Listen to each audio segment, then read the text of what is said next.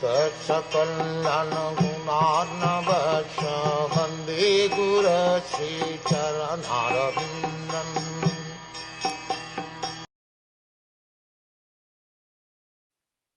I offer my respectful obeisances unto Srila Vyāsadeva, the incarnation of Vāsadeva who compiled the Vedic scriptures.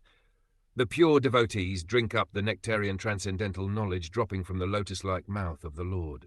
In pursuance of the specific utterance Vedhas, or the compiler of the system of transcendental knowledge, Srila Sridhar Swami has commented that the respectful obeisances are offered to Srila Vyāsadeva, who is the incarnation of Vāsadeva.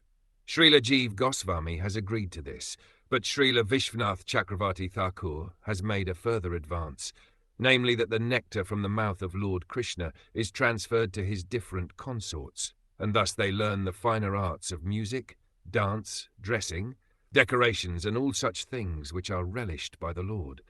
Such music, dance, and decorations enjoyed by the Lord are certainly not anything mundane, because the Lord is addressed in the very beginning as para, or transcendental.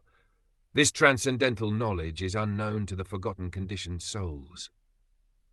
Srila Vyāsadeva, who is the incarnation of the Lord, thus compiled the Vedic literatures to revive the lost memory of the conditioned souls about their eternal relation with the Lord.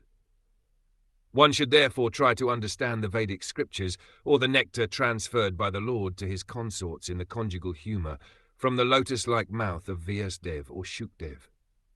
By gradual development of transcendental knowledge, one can rise to the stage of the transcendental arts of music and dance displayed by the Lord in his Ras Leela.